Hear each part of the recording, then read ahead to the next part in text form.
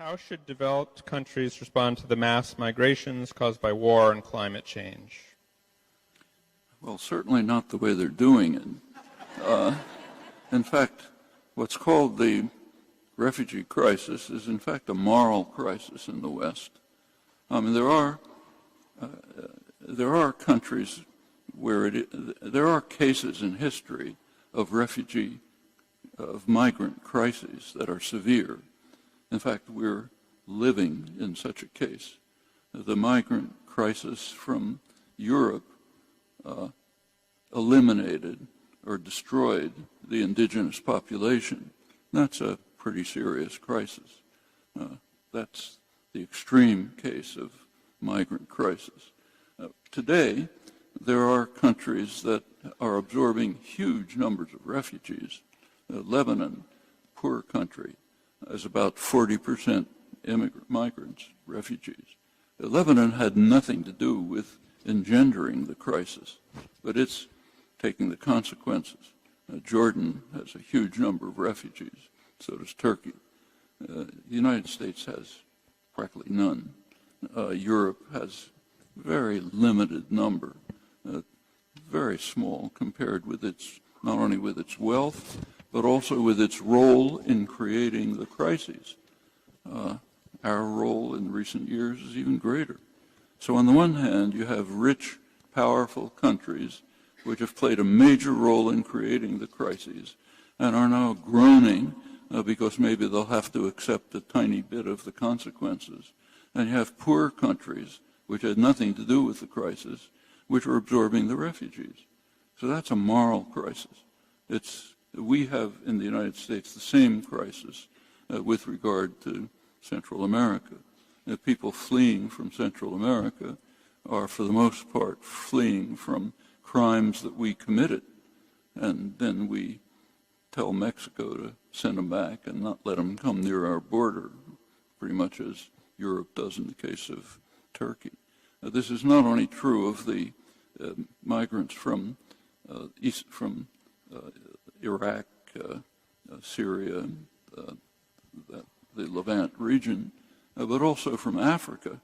One effect of the destruction of Libya, actually initiated by France and England, with the U.S. Leading from behind, as Obama put it, has been not only to destroy Libya, but to and vastly increase the level of the human disaster, catastrophe, killings in Libya. But it also opened a funnel for people fleeing from Africa. Well, Europe has a certain relation to Africa over the past couple of centuries. Don't have to review it.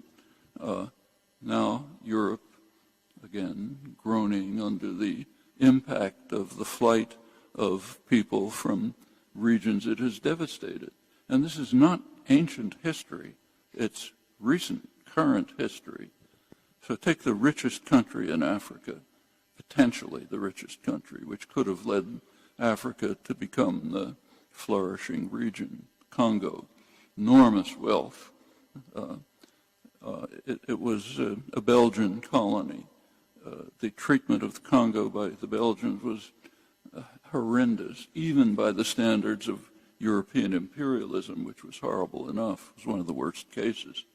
In 1960, the Congo did achieve liberation. They had a political leader, young political leader, very promising, very popular, Patrice Lumumba. What happened? The CIA instantly targeted him for assassination, but they didn't make it. The Belgians managed to assassinate him first through proxies, and they didn't take any chances. So his body was cut up in pieces and dissolved in sulfuric acid.